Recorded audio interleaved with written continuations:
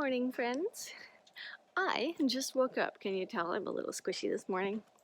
Anyway, it's been a year since I showed you my chicken coop, and I thought that maybe we would do a tiny tour and I would just show you what's going on.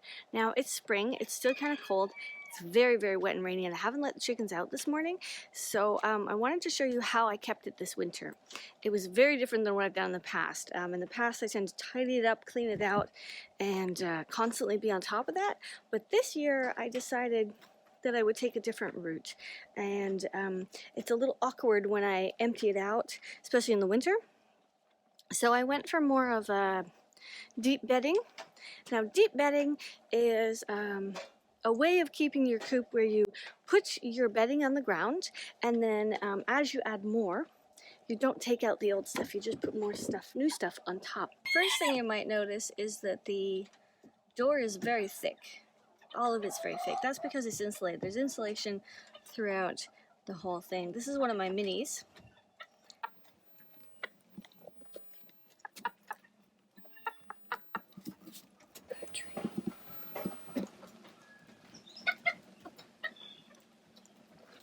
Alright, back to the chicken coop. So first of all, we can see that this is well insulated and quite dusty. Very dusty. It needs a lot of dusting. Open it all the way. Alright, so first, don't notice the actual poop. It's due for a spring cleaning in the most spring cleaning sense, because this whole thing needs to be sprayed and stripped, and yeah. This is the nest box. There's 3 of them. Very useful when the chickens want to lay. Now what I do is the chicken will sit in here. She'll sit in here and she'll start laying her eggs, but then she'll go broody, and once that happens I take her into the house.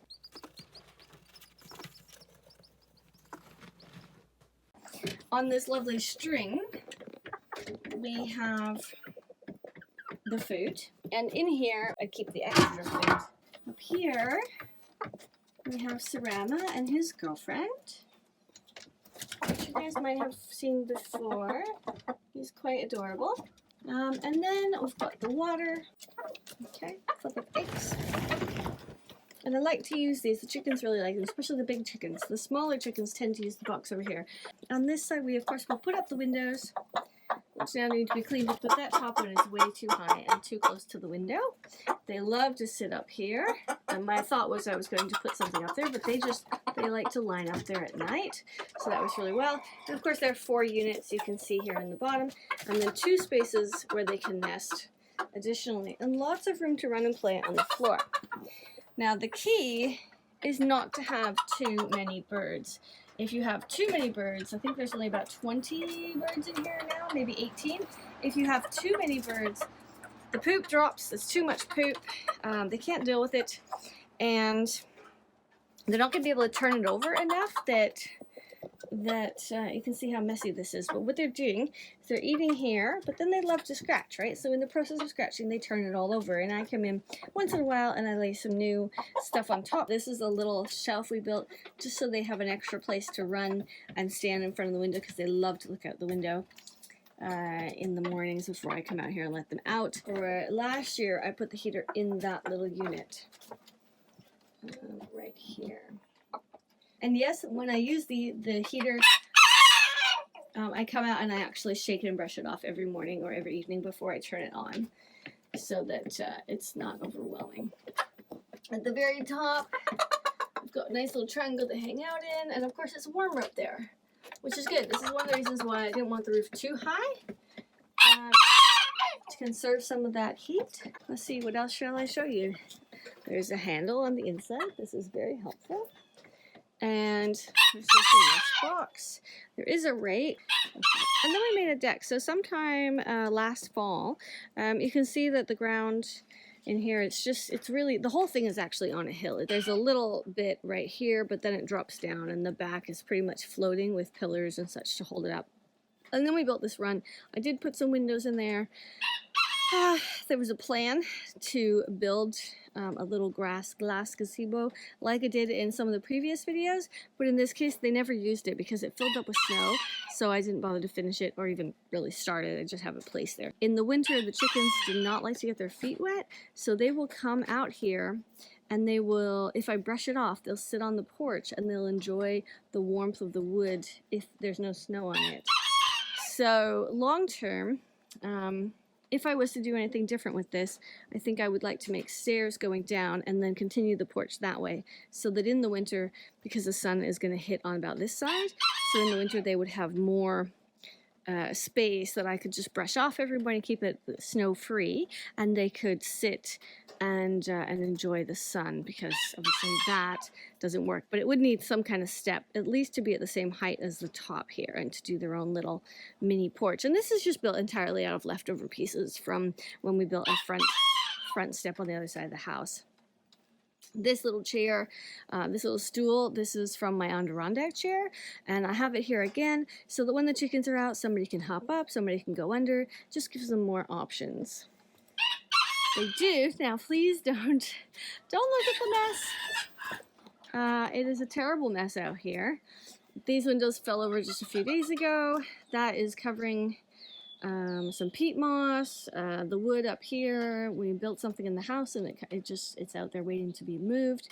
The buckets, there's always buckets sitting around somewhere. That's kind of where I keep them right now. I put together this lovely greenhouse, and we're going to talk more about that on my channel, How to Grow a Garden. So if you're not sure, I'll put a link at the top, and definitely come join me over there, because there's lots of things happening. But this little porch, which has a window that smashed last night, so I'm going to have to clean that up. Actually, the whole thing, of course, needs to be cleaned up. But this little porch is something that is really good for the chickens. They will almost fly. I will put a little bit of straw coming out here on the soil, going over here, and then they hop up, and then they'll go sit on the steps right in front of my studio. So that's something they really love to do, because again, it's bigger, it's warm, it's not as cold as snow would be. So you can see down here that in the past a lot of their stuff has just gotten tossed out.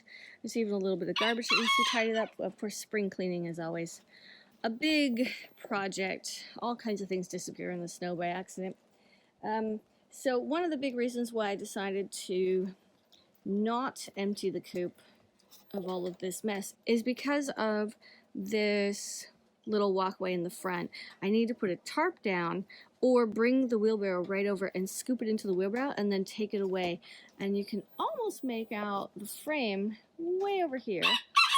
This part, these are all our saws. This is a brooder for more chickens, and obviously the deck and our table. But back here we have the beginnings of a new large polytunnel, which will grow everything that's currently seeding up in here, being started in here. So I want to make sure that when I empty this, I'm not just dumping it right here onto the wood and having it fall through, but instead I can take it out and put it into the wheelbarrow, and then take it way over there, which is quite the trek. Yes, there is a little bit of a walkway that I've left in order to do that. I haven't filled it too much with stones. And this is a bed of flowers, that's a bed of flowers, and then there's another bed of flowers up there, just to give you a reference. So it's absolutely terribly nasty right now because everything is wet and ugly. But I will be cleaning it up. The one thing I will say is that this coop has a heater, and more importantly, it is insulated. There are holes. There are air holes right here. Okay, these go all the way through, so potentially a mouse could get through. And if that was a problem, it's not yet, but if it was, I would put a little bit of mesh across the other side. And on the far side of the building, we also have some little air holes, and that's just enough to keep some of the steam out without losing all of our heat, because obviously losing the heat would be terrible.